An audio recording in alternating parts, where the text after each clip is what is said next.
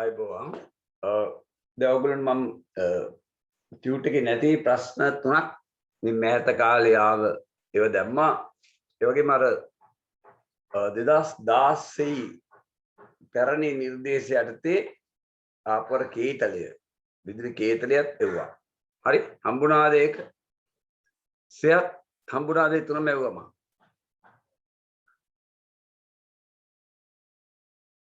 හම්බුණාද පසින්දු? මරේෂා ශනේෂ් හම්බුණාද සුදරි? හරි දැන් පේනවා නේද ඒව ඔබට ඉවෙන් ගැලවෙන්න බෑ දරුවා. හරි ඉවෙන් ගැලවෙන්න බෑ ඔබ හරියට කරොත් හරියට මම කියනවා තේරුම් ගත්තොත් බොම් පහසුවෙන් ලකුණු ගන්න පුළුවන්. රයිට් අපි කරගෙන යමු. ඉතින් ටියුට් එකේ මම නැත්තේ මේ 6 වෙනි පිටුවේ අර යන්න රෙදි මැදීමට වරින් වර විදුලි ස්ටික් එක දානවට වඩා සතියට උමනා කරන රෙදි එකවර මැදීම වඩා වාසි කරන්ට් බිල ඉතුරු වෙනවා එහෙම. ඔබ දන්නවා එතකොට අවශ්‍ය උසාවියටපත් වෙන්න වරින් වර රෙදි මදිනකොට කීප විටක් විදුලිය සපයන්න ඕනේ. නමුත් එකවර ඔක්කොම නැද්දොත් එකවරයි අවශ්‍ය උෂ්ණත්වයටපත් වෙන්න විදුලිය වැවෙන්නේ. එතකොට විදුලි බිල අඩුවෙන් යනවා මුදල් අඩුවෙන් යනවා. ඒවා තේරෙන්නේ නැතිව පාස් පේපර්ස් රයිට්. විදුලි ස්ටික් එකෙන් රෙදි මැදීමේදී ඔබ දන්නවා විදුලි ස්ටික් එක හරි නැත්නම් ඔබ ගෙදර තියෙන ෆ්‍රිජ් එක හරි බණ්ඩි පාමුල රබර් කාපට් එකක් තියෙනවා බලන්න. භාවිතදී රබර් සෙරිප්පු පෙනඳ සිටීමෝ රබර් පළසක් මත සිටීමෝ සාමාන්‍යයෙන් අනුගමනය කරන පුරුද්දකේ විද්‍යාත්මක පැහැදිලි කරනවා. අතර ස්ටික් එකේ බඳට නැත්නම් අර සීතකරණයේ බඳට විදුලි කාන්දුනාම ඒව ස්පර්ශ වුණොත් අත දිගේ විදුලි යනවා පොළොවට. ඒක කරන්ට් දිනවා, තදින් බදිනවා. එතකොට රබර් සෙරිප්පුව රබර් පළසක් තිබ්බම අර්ත් වෙන්නේ නැහැ. ඔබට දැන් ඊළඟ පාඩමේ ඉන්නේ ඒකයි දැක්කද ඔබට පේනවනේ ගැලපිලි කොහොමද කියලා. එහෙම තමයි පාඩම් කරන්න ඕනේ. රයිට් දැන් පැහැදිලි කාන්දු රුධිරයේ ස්ටික් එකේ බඳට හෝ අපි සීතකරණයේ යකඩ බඳුනට හරි කාන්දු වෙච්ච විදුලිය අපේ අතින් ස්පර්ශ කරපුවම මේ කාන්දු විදුලිය අපේ අතහරා යනවා භූගත වෙනවා. ඒතර අපිට සැරට විදුලිය වදිනවා. දැන් ඔබ කම්බි අරමේ තියෙන ටිප්ස් වේ ඊළඟ පාඩමේදී ඒකට බලමු. ඒ නිසා මේ අපිට වෙන ජීවිත අනතුරු අඩු කරගන්න පුළුවන්. කියන්න මෙහෙම අර කරන්න කියන උඩේ ඉඳලා ලියන්න. ස්ටික් එකේ බඳට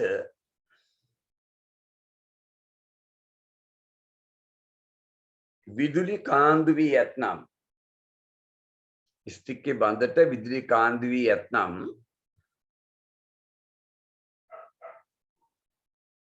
එය ස්පර්ශ වූ විට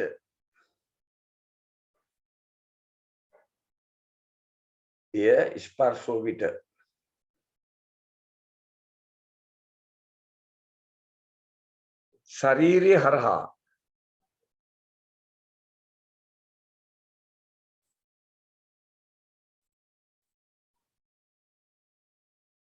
පොළොවට විදුලිය ගමන් කරයි.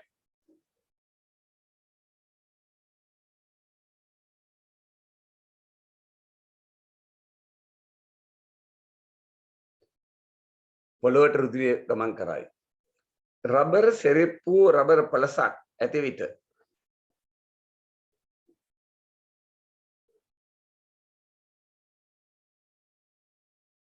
රබර් සෙරිප්පුව රබර් පළසක් ඇති විට එම විදුලිය පොළොවට සන්නෑන්නේ නොවේ.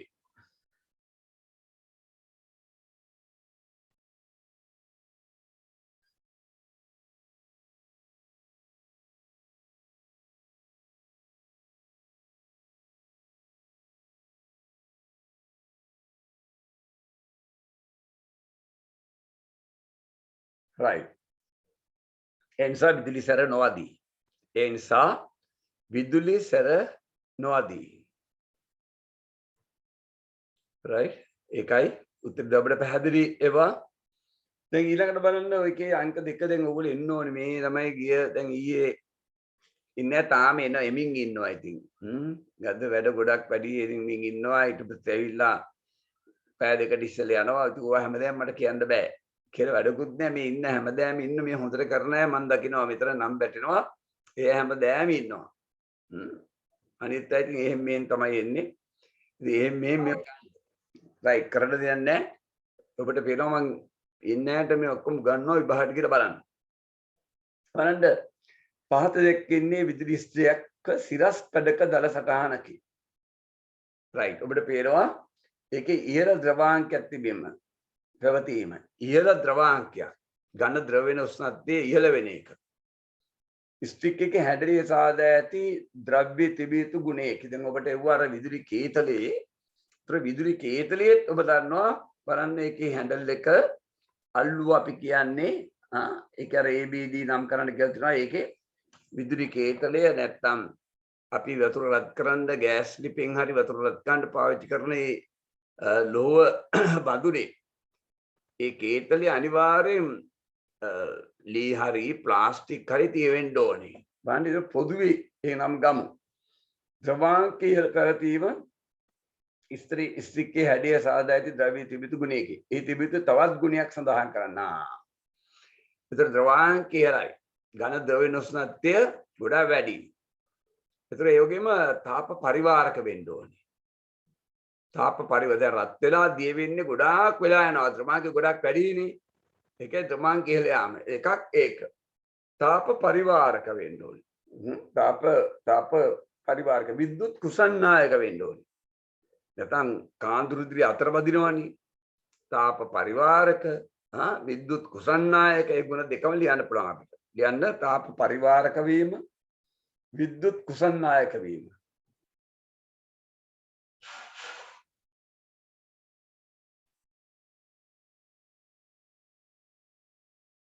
right ඊළඟට දෙකම ලිව්වා ස්ටික්කේ තාපන දගර බොහෝ විට සකස් කර තිබෙන්නේ මේ තියෙන තාපන දගර මේකේ මේ ස්ටික් එකට විදුලිය මෙහෙම එපුවම මේ දගර හරහා යනකොට ඒක තමයි රත් වෙන්නේ රත් වෙලා අර ස්ටික්කේ යට ආවරණය රත් වෙනවා උණුසුම් වෙනවා එතකොට නික්‍රෝම් නැමැති මිශ්‍රලෝහය හරි සමහරට ඔබට මිශ්‍රලෝහේ නම අහන්න පුළුවන් මෙතන දීලා මේ සාදාගෙන ලෝහ වර්ග දෙක බණ්ඩ අපිට ඒ නමින්ම උත්තර එනෝනේ නික්‍රෝම් නිකල් සහ ක්‍රෝමියම් ලියන්න නිකල් සහ ක්‍රෝමියම්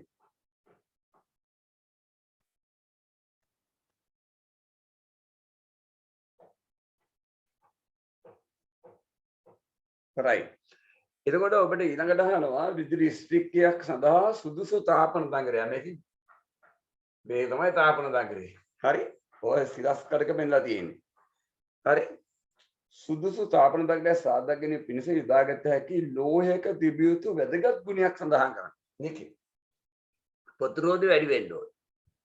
ප්‍රතිරෝධය වැඩි වුණාම තමයි විදුලිය ගමන් කරනකොට ඉක්මනට රත් වෙන්නේ. ඔබ දන්නවා ප්ලග් එක ගහලා තප්පර ගානක් තුළ ඉක්මනට රත් වෙනවා. ප්‍රතිරෝධය වැඩි වෙන්න ඕනේ. ඒ වගේම ද්‍රවාංකය ඉහළ වෙන්න ඕනේ. ගොඩක් රත් වුණාම ඝනය දියවීම ඉක්මනට සිදු නොවන්න ඕනේ. ඒ නිසා ද්‍රවාංකය ඉහළයි ප්‍රතිරෝධය වැඩි යන ද්‍රවාංකය ඉහළ වීම.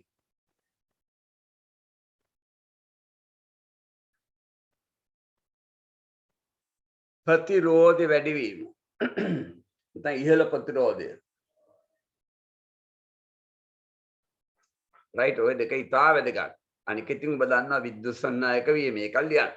කොහොමද විද්‍යුත් සන්නායක එකක් නේ වැදගත්ම ගුණ දෙක තමයි ඔබට ඔය දුන්නේ. රයිට්. ඊළඟට ඊයත රූපේ දැක්වෙන ස්ටික්කේ ඇති AB ලෝහ පටිය. පහත රූපේ පරිදි යකඩ පටියක් හා පිත්තල පටියක් පිටියක් කිරීමෙන් සාධන ලද එකකි. දැන් මයිගා මේක තියෙනවා. මෙහෙම පෙන්වන්නට වැඩක් නෑ ඒක. ඒත් මම මේවා රත් කරලා පෙන්ලා තියෙනවා. පන්තිවලට ගෙනල්ලා ඉස්සර. විශේෂයෙන් හදලාන්තිය පන්තියේ. මේ තියෙන දිය ලෝහ පටියදී මේක අල්ලුවකුත් තියෙනවා අර ආදර්ශ කරන්න ගන්න එක. එකක් යකඩ එකක් පිත්තල මිතියක් වශයෙන් සකස් කරලා තියෙනවා. රත් වුණාම මෙහෙම වක්‍ර වෙනවා ඉතින් දැක්කද? වක්‍ර වෙනවා. එතකොට පිටත තියෙන්නේ පිත්තල, ඇතුලේ තියෙන්නේ යකඩ. ඒතර අසමාන ප්‍රසාරණය. මොකද? අයන්න කියන්නකො සර් තරුෂා දැන් ආවේ නේ දෙක තමයි වැඩි වෙලා තියෙන්නේ.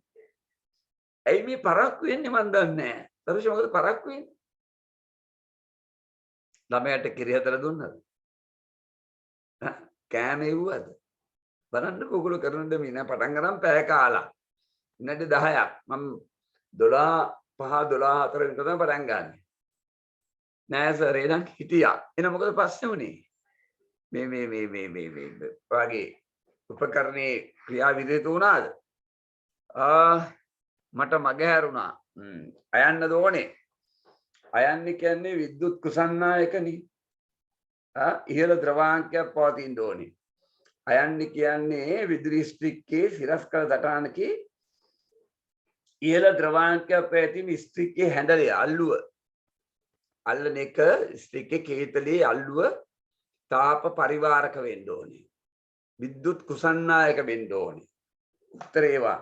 ඉහළ ද්‍රවාංකයක් තියෙන්න ඕනේ. ලක්ෂණ තුනම අල්ලුවේ තියෙන්න ඕනේ. එකක් දිලා තුන ද්‍රවාංකය ඉහළ වෙන්න ඕනේ කියලා. අනික තාප පරිවාරක විද්‍යුත් කුසන්නායක ඒව ලියන්න.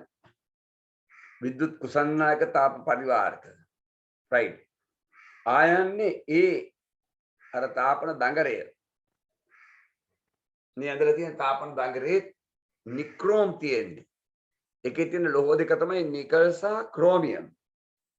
ඊට පස්සේ ආයන ඔබට මේ තාපන දඟරයක් හදරුමට අර ගිල්ලුම් තාපකයේ හීටරේ ඒ නගරේ ඔය ලක්ෂණ තියෙන්න ඕනේ පොදුයි.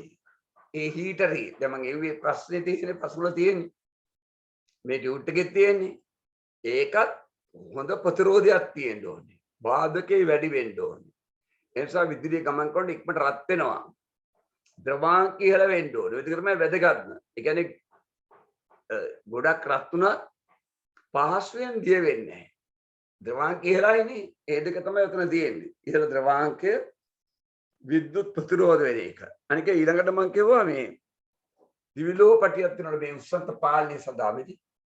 ලෝහ දෙකක් එකට සම්බන්ධ කරලා මිටියක් වශයෙන් සකස් කරපු එක. මේක රත් කරපුවම මෙහෙම ඔහොම නැමෙනවා මෙහෙම. ඔහොම නැමෙනවා ඉතින්. ඔහොම තියනවා නම් මෙහෙම නැමෙනවා. මෙහෙම කෙලින් තියනවා ඔහොම නැමෙනවා. හරි? එතකොට මේකේ පිටට තියෙන්නේ අර ප්‍රසාරය වැඩි එක. දැන් මේක තමයි වැඩිම ප්‍රසාරය ආදී මේකට වඩා. දැන් මේ අහනවනේ එහෙම එකක් දැක්කද? ඊතර අපි දැක්කේ ස්ටික්කේ AB පටිය, ලෝ පටිය, පහත රුපිය පරිදි යකඩ පටියක් ආ පිටර පටියක් පිටියක් ක්‍රීමෙන් සාදලා දෙකේ. ඒ රත් වීට ලැබෙන වක්‍රයේ පිටතින් පිටන්නේ පිටර දෙයකටද? අනිවාර්යෙන් පිත්තල. පිත්තල කියලා හේතුව තමයි පිත්තල වල ප්‍රසාරණය යකඩ වලට වඩා වැඩි. හරි. එතකොට අපිට පේනවා දැන් මේක මේ පැත්ත බලන්න දැන් ඔහොමනේ තියෙන්නේ. දැන් මේක රත් වුණාම මෙහෙම වෙනවා. දැන් මේක රත් වුණාම දැන් විදුලිය මෙහෙමනේ දැන් මේක මම ආපහු මෙහෙම අඳලා පෙන්නන්නම්. හරි මේක විදුලිය මෙහෙම සපි විදුලිය මෙහෙම වෙනවා. ඕක ඔහම ඇවිල්ලා ගිහලා යනවනේ විදුලිය වල. එහෙම යන්න එපා. හරි මේ පාලක උෂ්ණත්ව පාලකයේ අතුරනේ මේ තියෙන්නේ. ඔබ දන්නා ස්ටික් එක අපිට මොනවාද ඔබේ ඩෙනින් කලිසන් නම් උෂ්ණත්වය වැඩියෙන් රත් වෙන්න ඕන. තුන මේක තවත් ටිකක් හද කරනවා. ඒතර මේකෙන් විදුලිය ගමන් කරනකොට මේ දීලෝහ පටිය දාලා තියෙන්නේ මේක අසමාන ප්‍රසාර වෙනවා. ඒතර වෙන්නේ එදි ඔන්නෝම මේක නැමෙනවා මේක. නෝනේ. දෙකද නෝ නැමෙනවා. ඔන්නෝම නැමෙනවා. ඒතර ගෑවෙන්නේ නැහනේ. මේ ස්ටික්කේ වෙනවා. රත් වීම අඩු වෙනවා. එතකොට විදුලිය ගමන් කරන්නේ නැතුව රත් වීම අඩු වෙන ගමන් නැවත මේක ඍජු වෙනවා. මෙහෙම කෙලින් වෙනවා. නැවත වෙනවා. නැවතත් ඔය මුල් තත්ත්වයටපත් වෙනවා. ආයෙ ගෑවෙනවා. ආයෙ විදුලිය ගමන් කරනවා. ගමන් කරනවා ගොඩක් රත් වෙලා ප්‍රසාරණය වුණ ගමන් මේ වගේ නැවෙනවා. ආයෙ කපා හරිනවා. දැක්කද? ඒකෙන් අපිට පුළුවන් මේකෙන් උණුසුම පාලනය කරගන්න. ඔබට පේනවා ඒ තියෙන්නේ ලෝහ පටිය පාතුරු පරියකට පිත්තල පටියක් කියලා තියෙනවා. ඒතර මේ අපි අවශ්‍ය උෂ්ණත්වය පමණක් ලබා ගන්න තමයි මේ දිවි ලෝහ පටියේ තියෙන්නේ. අවශ්‍ය උෂ්ණත්වය පමණක් ලබා ගන්න. ඊළඟට අහනවා රූපේ දක්වා ඇති අතුරු මගින් ඉටු කරන කාර්ය කොහොමද? ඒතර ඔය තියෙන්නේ මේ අතුර. ඔබ දන්නා ඒක දැන් අපේ සිල්ක් රෙද්දක් කියවනම් ගොඩක් රත් කරොත් ඉවරයි.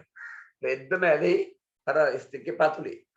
ඒ නිසා අපිට අඩු කර ගන්න ඕනේ. එතකොට යම් ඇඳුමකට අවශ්‍ය උෂ්ණත්වය සකස් කරගන්නේ මේකෙන් තමයි. මේක තද කරලා මේකත් එක්ක ස්පර්ශ වෙන ප්‍රමාණය පාලනය කරන්න පුළුවන්. මේක තද කිරීමෙන් බුරුල් කිරීමෙන් මේක බොහොම බුරුල් කරපුවම නිකම් ස්පර්ශ වෙනවා. හරි? තද කිරීම බුරුල් වීම මගින් මේක ස්පර්ශ වෙන තද බව පාලනය කරන්න පුළුවන්. ලියන්න මේම යම් ඇඳුමක් මැදීම සඳහා සුදුසු උෂ්ණත්වයක් සකස් කර ගැනීම.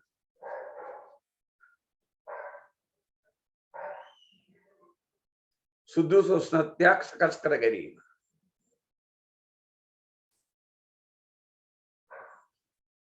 කියලා ලියලා ඒක තමයි මාකිස් එකේ ඉතරයි තියෙන්නේ. මම මේ ටික දෙන්න ඒකත් දියාගන්න ඉඩ තියෙනවා යට වරහන් තුල යතුරු කැරකෙවීමෙන්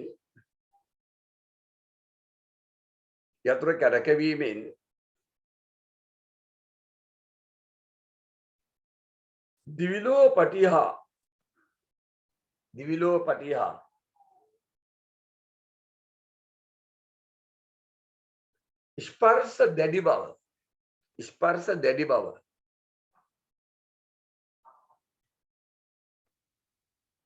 පාලනය කරගත හැකිය. ස්පර්ශ දැඩි බව පාලනය කරගත හැකිය.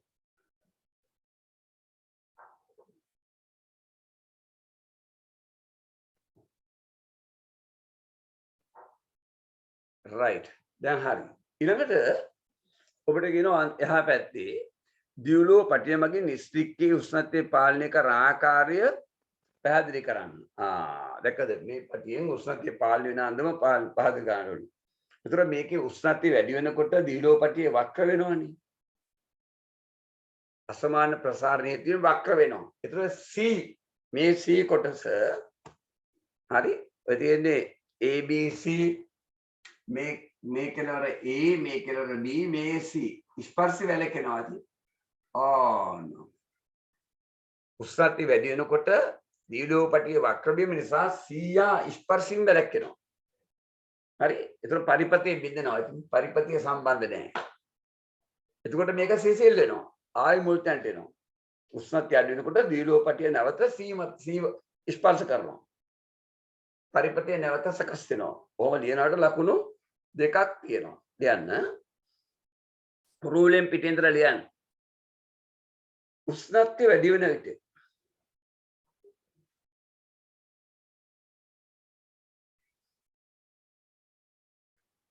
දිවිලෝ පටිය වක්‍ර වෙයි.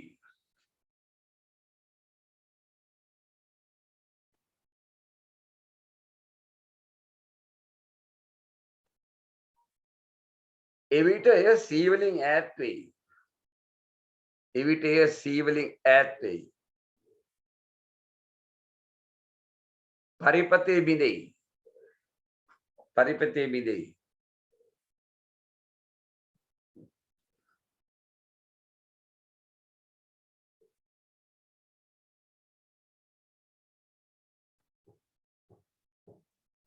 හරි පරිපතේ බිඳෙයි. උෂ්ණත්වය අඩු වන විට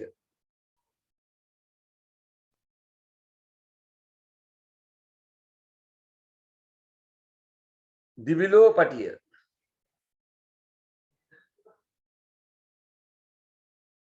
නැවත මූල්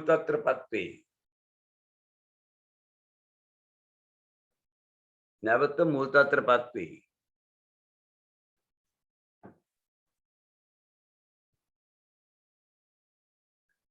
එවිට C ස්පර්ශ වෙයි.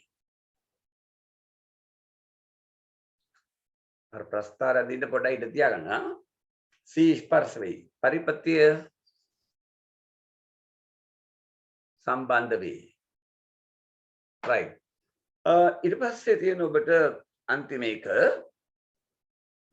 එක තියෙන්නේ ඒකේ ඒ අර්ථයේ තියෙන අන්තිම එක තියෙන්නේ විදුලි ස්ටික්කේ විදුලි සැපීමට සම්බන්ධ කළ මොහොතේ සිට උපරිම උෂ්ණත්වයට රැවටෙන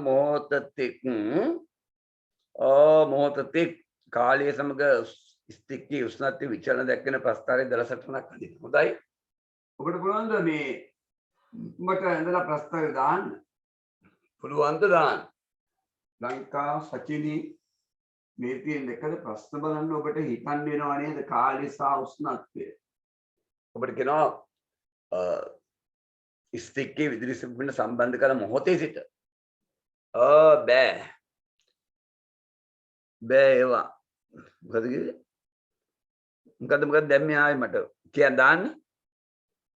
ස්තික්කී විදුලි සෙබ්බින සම්බන්ධ කරන මොහොතේ සිට ඒ උපරිම උෂ්ණත්වයට රත් වෙන මොහොතේ කාලය සමග ස්තික්කී උෂ්ණත්වය විචලනය වෙන ආකාරය. දැක්කද? පේනවද ඔබට භෞතික විද්‍යාව කොච්චර හිතන්න තියනවද කියලා? කොච්චර හිතන්න තියනවද? නේද? නමුත් ඔබට එහෙම පුරුදුනාම මේක ලේසියි. හැබැයි මේක කටපාඩම් කරලා කරන්න බෑ. ඔබට තේරෙනවනේ භෞතික විද්‍යාව සම්බන්ධ ලෝකයේ අද්විතීය විද්‍යාඥයානි ඇල්බර්ට් අයින්ස්ටයින් නේද? ඔහුනේ කිව්වේ විද්‍යාව කියන්නේ හිතන්න පුරුදු කරන එක කියලා. මේ කරන්නේ ඒක තමයි ඔබට. ප්‍රස්ථාරයක් දාන්න අමාරුද ලංකා සචිනී රනිදු සෙනේෂ් පුළුවන්ද දාන්න? සුදලි පුළුවන්ද? මේ ප්‍රස්ථාරයක් දාන්න පුළුවන්ද? දැන් ප්ලග් එක ගහපු වෙලා ඉඳලා උෂ්ණත්වය වැඩි වෙන එක උෂ්ණත් ඒ කියන්නේ උපරිම උෂ්ණත්වයට රත් වෙන මොහොතේ බෑ සර් රයිට් රයිට් රයිට් දැන් බලන්න මම චුට්ටක් දාන්න මම මෙහෙම අදිනවා ප්‍රස්ථාරය හරි තව එකක් මම අදිනවා මෙහෙම මේක 1 මේක 2 මේ දෙකෙන් එකක් හරි මට කියන්නේ එකද හරි දෙකද හරි කියලා දැන් ඔබට ඒක කියන්න පුළුවන් රමිරු කියනවා මේ දෙකෙන් එකක් උත්තරේ හරි කියලා මම කියන්නේ අනිත් අයට ඉඩ දෙනවා හිතන්න තරුෂිත් කියනවා රමිරුත් කියනවා උත්තරේ හරි හැබැයි පසින්දු උත්තරේ වැරදි මදුෂිකා පසින්දු උත්තරේ හරි රමිරු උත්තරේ වැරදි ශනේෂ් උත්තරේ වැරදි මලිෂා හරි උත්තරය සයත් හරි උත්තරය දිනිති වැරදි සෙනිත් හරි උත්තරය ඔව් සුදලි වැරදි හරි උත්තරය අශලි හරි කවිෂා හරි ඔව් මේ බලන්න පුතා මේම ඇන්දොත් එකේ විදිහට ඇන්දොත් බිඳුවෙන් පටන් ගන්න. ඉතින් බිඳුවේද කවිෂා හරි උත්තරේ බිඳුවේද සාමාන්‍යයෙන් තියෙන්නේ පරිසර උෂ්ණත්වය තියෙන්නේ. පරිසර උෂ්ණත්වය තරම් උෂ්ණත්වය ටිකක් වැඩි වෙන්න බෑ මෙහෙම වෙන්න බෑ මේක වෙන්න බෑ. ඒක කිව්වේ ටිකක් හිතන්න ඕනේ කියලානේ. මේ සාමාන්‍ය මේ හැමදේම අජීව දෙයක්ම අද පවතින උෂ්ණත්වය පවතින්නේ. අංශක 28ක් 30ක් අතර සාමාන්‍ය ඔරෙලිය ඉතින් අංශක 10 වගේ වෙනවනේ. සාමාන්‍යයෙන් අනුරාධපුරේ ත්‍රිකුණාමලය යාපනයේ වගේ ඒවා අංශක 20 30 විතර වෙනවා. ඒතර මේම වෙන්න ඕනේ.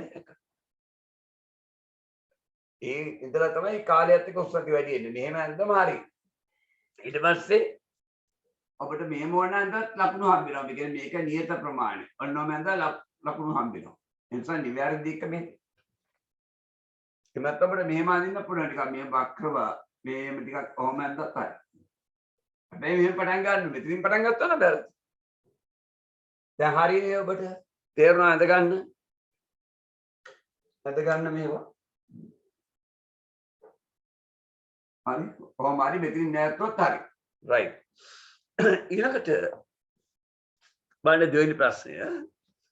දැන් ඔබට මම මේ කියන එක තේරුණා ඇති. දැක්කද ජවය යටතේ කොච්චර ටිකද ගන්නේ.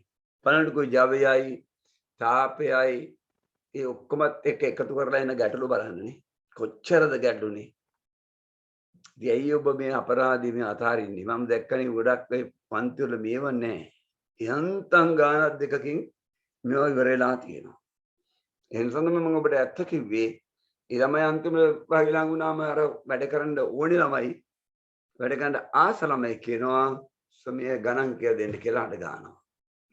ඒ කියන්නේ ඉතින් ගණන් මෙච්චර කාලෙ ඉගෙන ගන්න නැතුව තමයි ඒ ළමයි ඊපන්තර ගිහිල්ලා තියෙන්නේ. රයිට්. අංක 2 මේක මම කළානේ. කළාද මේක ඔක්කොම කරාද? දාන්නේ රග්ගල් දාන්නේ ඉවර කරන්න ඕනේ. තියෙනවනේ දෙහා පැත්තේ තියෙන ටිකක් ඒව මගාරින්න පුළුවන්ද? right අද ඉවර කර දෙන්න නම් ඉක්මනට කියන්න කලාද මේ අංක දෙක පස්සේ මේ අයිස්කට සම්බන්ධ නම් කියලා දුන්නා මන්නේ නමුත් මේ ප්‍රශ්නෙට උත්තර කිව්වේ නෑ මම දැන් ඔබ දකින්නවා බෙහෙත් ගේනවනේ ඔබටත් ඉස්කෝලේ පටන් ගන්න ඉස්සෙල්ලා එන්නත් කරයි හරි කොහොමද මේ අවුරුදු විභාගේ ඕලෙවල් තියන්නේ නැහැ නේ පෙබරවාරි ගියා ඒකත් මං හිතන්නේ තව මාසයක් විතර ඈත් කරයි ඔව් මේක කරේ නෑ තමයි හරි නමුත් ඔබට කරා මේ බෙහෙත් ප්‍රවාහණය කරනකොට අර ඔව් මම දන්නවා මේක කරේ නෑ මම ගැන කිව්වා මං බෙහෙත් ප්‍රවාහණය කරනකොට දැක්ක නේද අඩු උෂ්ණත්වය පවත් ගන්න ඕනේ ඒක දැක්කද එතකොට ඒ ලබා ගන්න ලංකාවට ගේන බෙහෙත් සමහර බෙහෙත් ඔබ දැක්කා ඍණ 30 උෂ්ණත්වය එතකොට බිඳුවේදී තමයි ජලයේ හිම බවට පත් වෙන්නේ අයිස් බවට පත් වෙන්නේ හිමාංක බිඳුවයි තවත් අංශක 30ක් අඩු කරනවා. ඇයි නැත්නම් ඔබ දන්නවා මේ බෙහෙත් වල රසායන ප්‍රතික්‍රියා රසායනික ගුණය වෙනස් වෙලා යනවා. ඒකයි ඔබ දන්නවා ඔබට දෙන බෙහෙත් බලන සමහර බෙහෙත් වල ගහලා තිනවා උණුසුම් වැඩි තැනක අවුව තියෙන තැනක තියන්න එපා. සමහර බෙහෙත් කියනවා සීත කරන එක තියන්න කියලා. මොකද මේ රසායන ප්‍රතික්‍රියාව නැති වෙලා යනවා. එහෙනම් රසායන ප්‍රතික්‍රියාව කෙරෙහි උෂ්ණත්වය බලපානවා දැක්කද? තේරුණාද? ඒ නිසා දැන් මෙතන ප්‍රවාහණය කරනකොට ඉව පැකින් වල දාලා තාපය පිටින් ඇතුළට ගිහිල්ලා ඒක උණුසුම් වෙන අඩු වෙන ඍජුවම් පෙට්ටි පාවිච්චි කරලා ඒ විතරක් නෙමෙයි ඇතුළේ උෂ්ණත්වය ගොඩාක් අඩුව පවතින විශිෂ්ට දාපදාරිතා ඉතා වැඩි ද්‍රව්‍ය තමයි දාන්නේ. දැන් පේනවද එදිනදා ජීවිතේ මේක කොයි කාල ටිකක් වැඩි කාලයක් ප්‍රශ්නයන්නේ.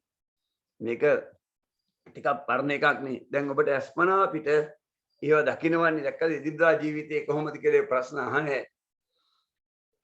දැන් බලන්න. සමහර ඉන්නත් වර්ගවල ක්‍රියාකාරීත්වය නොවෙනස්ව තබා ගැනීමට 105 15 උෂ්ණත්වයවා තබා ගත යුතුයි දැක්කද?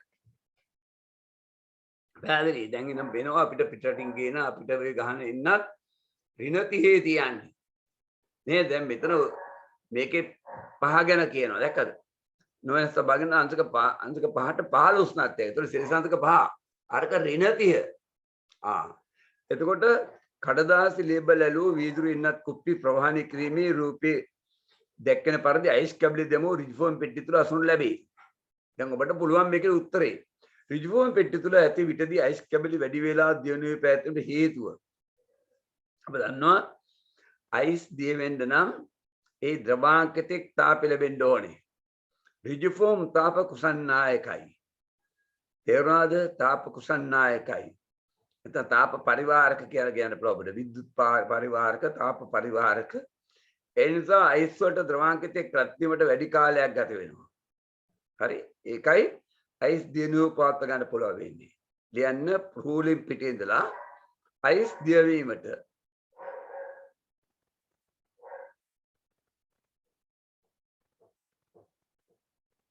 අයිස් දියවීමට ඒ ද්‍රවාංකතෙක් තාපය ලැබිය යුතුය.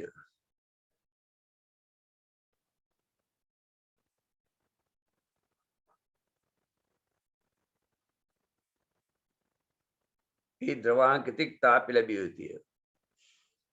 රිජිෆෝම්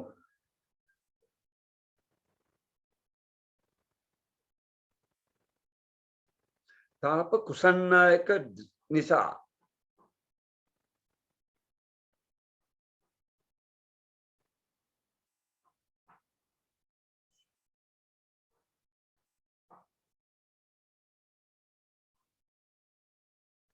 පිටතින් ඇතුළට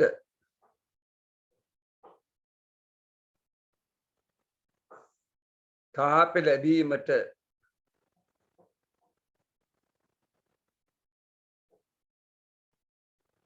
වැඩි කාලයක් ගත වෙයි. වැඩි කාලයක් ගත වෙයි.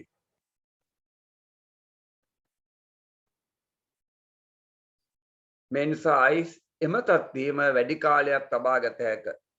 පොඩ්ඩක් ගැටෙන්න යන්න. මේ නිසා අයිස් එම තත්ත්වයේම වැඩි කාලයක් තබා ගත හැක.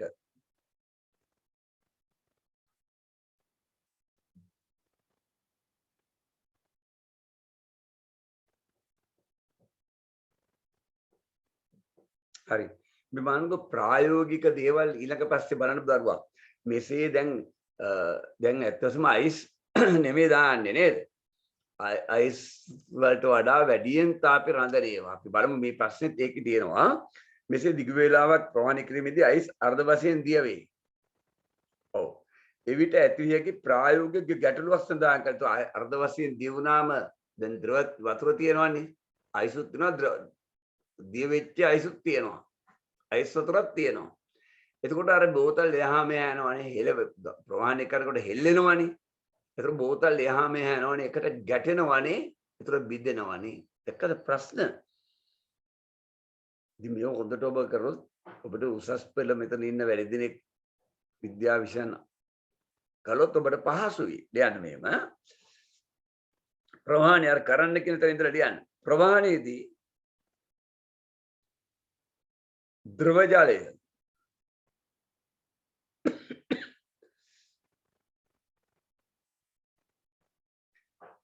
චලිත වන නිසා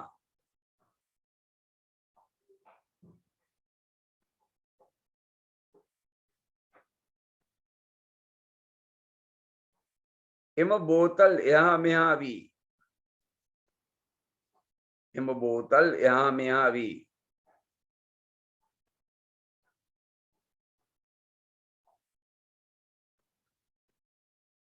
එකට ගැටි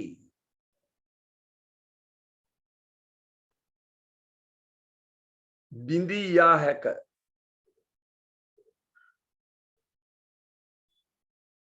right. දැන් බලන්න ඔබ අන්තිම ප්‍රශ්නේ කියන්නේ තුන්වෙනි ප්‍රශ්නේ ඊහා බියවල ඔබට අර කලින් උගන්වපු ටික තියෙනවා.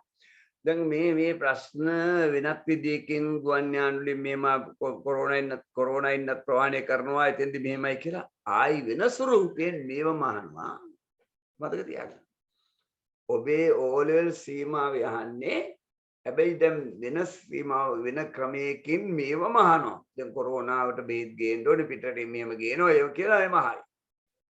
මතක තියාගන්න. බලන්න අයිස් තුල අසුරා ප්‍රවාහනය කිරීමේදී මතුවන ගැටලු දැක්කද?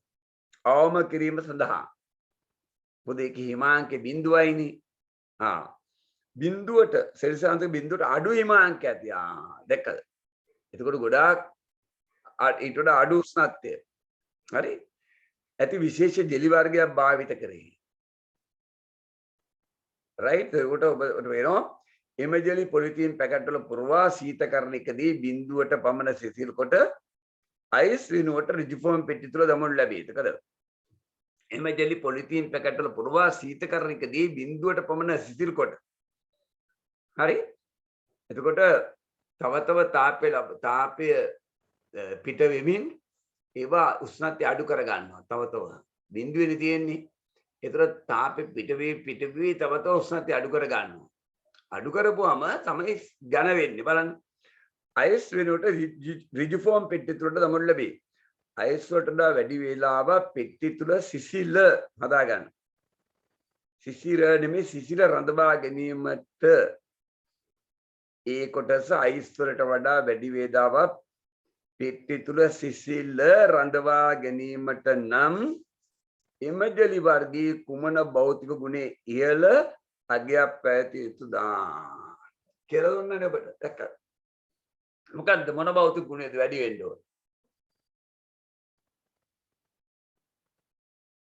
ඔව් මොකද්ද භෞතික ගුණය? පෙට්ටි තුල සිසිල වැඩි වෙලා රඳවා තබා ගැනීමට එම ජෙලි වර්ගයේ කුමන භෞතික ගුණයක් ඉහළ අගයක පැවතිය යුතුද? රතු පාට පෑනින් ඔය A සහ B වල උත්තර ලියන්න. මොකද්ද මොන භෞතික ගුණයද? මොකද? මට තේරෙන්නේ නැහැ දාපු එක. WIDN මොකද්ද?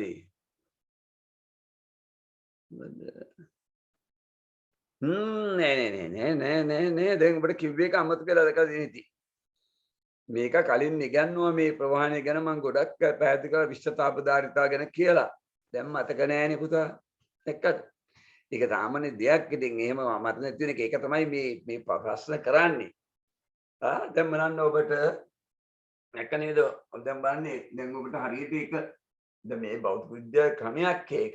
එකක් වැඩියෙන් කරපුවා තමයි මලකෙට එන්නේ. දැන් බලන්න ජලය ඔබ දන්නවා 4200ක්. දැන් බලන්න දෙකද ආයි මතක තියාගන්න වෙනවනේ නේද? ජලය අපි කිලෝ එකක් ගත්තොත් මේකේ උෂ්ණත්වය අංශක එකකින් වැඩි කරන අපි තුන් 28 ඉඳලා අංශක 29 කරන්ද අංශක 1යිනේ 4200ක් ජූල් ඕනේ. සුළුපටු තාපයක් දෝනේ. බලන්නකෝ උෂ්ණත්වය. එහෙනම් බලන්නකෝ 4200ක් තාපය ඕනේ උෂ්ණත්වය අංශක වැඩි කරන්න. කොච්චර තාපය රඳවන්න පුළුවන්? උෂ්ණත්වය වැඩි වෙන්නේ නැහැ නේ. විශ්ව තාප ධාරිතය වැඩි වෙයි. ඉක්මනට රත් වෙන්නේ නැහැ නේ. දැන් මම අපි මට මතක හැටියට ඇලුමිනියම් ගත්තොත් මට මතක විදියට ඇලුමිනියම් වල කිලෝ එකක් ගත්තොත් උෂ්ණත්වය 28 ඉඳලා 29 කරන්න හරි ජූල් 900යි ඕනේ මට මතක හැටියට අඩුයි. ඉතින් බලන්න ජූල් 900ක් ලැබිලා ඉක්මනට රත් වෙනවානේ.